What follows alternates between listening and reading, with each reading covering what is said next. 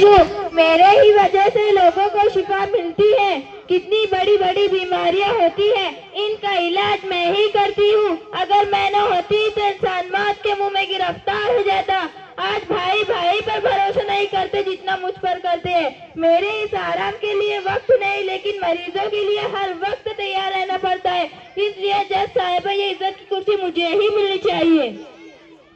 Case process. Case number 2 हाजिर हो।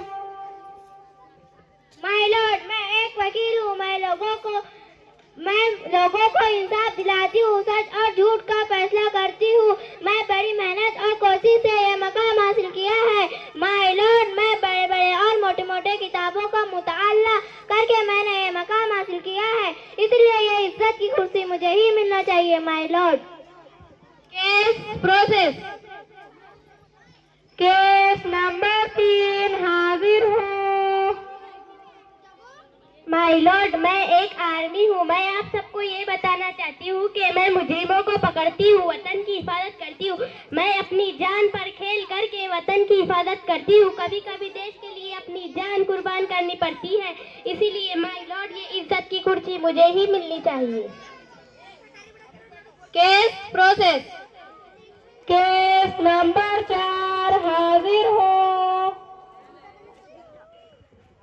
My Lord, मैं एक इंजीनियर हूँ। मेरे जमाने में लोग पोशीदा मकानों में रहकर अपनी जिंदगी गुजारते थे।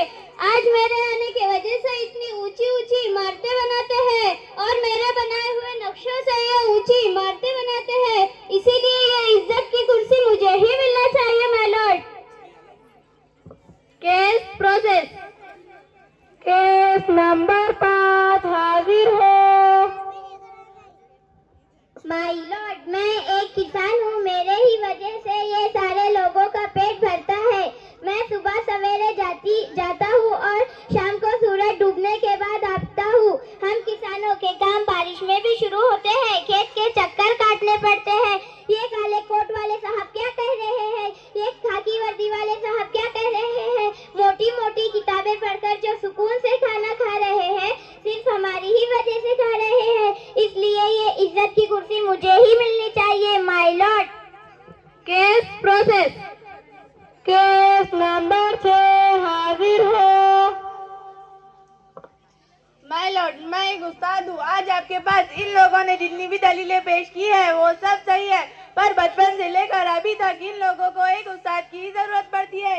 एक उस्ताद ही होते हैं जो इन्हें अपने मकाम तक पहुँचाते हैं। माय लॉर्ड, आप जिस इस ओहदे पर बैठे वो मेरी ही वजह से हो, इसलिए ये इज्जत की कुर्सी सिर्फ और सिर्फ मुझे ही मिलनी चाहिए।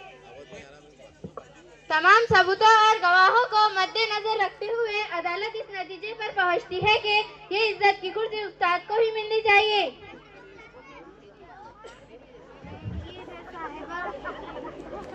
साहिबा, आप कौन हैं? हम लोग वालिदैन हैं। आपको जो कुछ भी कहना है कटघरे में आकर कहिए।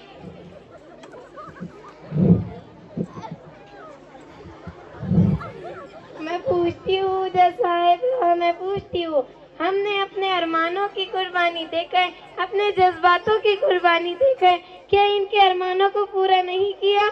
वालिदैन अपनी खुशियाँ बेचकर, अपनी नींदें बेचकर इनको डॉक्टर, पुलिस, इंजीनियर, उस्ताद बनाया, और बदले में हमें क्या मिला? जज साहिबा, फैसला कीजिए, फैसला कीजिए।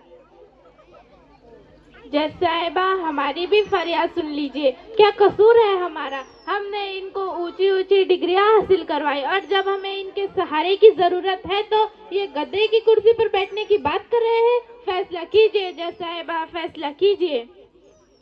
बचपन में इन्होंने उंगलियां देकर ये नसीहत दी थी कि वालिदैन की खिदमत करें, अल्लाह इनसे खुश हो जाए और आपकी निजात हो जाए।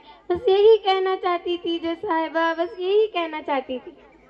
अच्छा हुआ जज साहिबा, अच्छा हुआ हमें हमारे वालिदैन ने ऊंची ऊंची और मोटी मोटी किताबें नहीं पढ़वाई। ये ऊंची ऊंची और मोटी मोटी किताबें पढ़ने वाले ये भूल रहे हैं कि आज जो सवाल ये हमसे कर रहे हैं, कल ये भी इनके औलाद से करेंगे, और जो औलाद के लिए ये हमें छोड़ रहे हैं वही औलाद कल इन्हें भी छोड़ देंगी।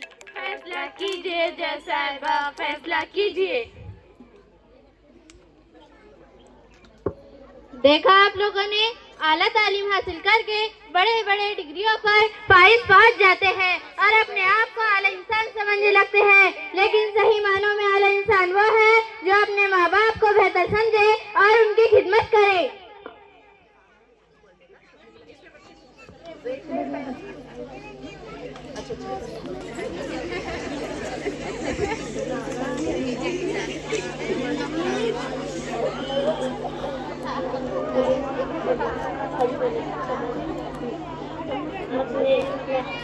अपने माँ बाप का तू दिल न दुखा, दिल न दुखा। अपने माँ बाप का तू दिल न दुखा, दिल न दुखा। अपने